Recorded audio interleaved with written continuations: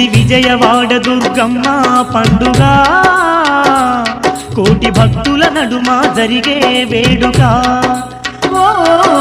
విజయవాడ దుర్గమ్మ పండుగ కోటి భక్తుల నడుమ జరిగే వేడుక కొండ నిండ దీపాలు శతకోటి కాంతి కిరణాలు కొండ నిండ దీపాలు శతకోటి కాంతి కిరణాలు పచ్చనైన పందిళ్ళు ఊరంతా పచ్చ తోరణాలు పచ్చనైన పందిళ్ళు ఊరంతా పచ్చ తోరణాలు ఇది భద్రకాళి బ్రహ్మోత్సవ జాతర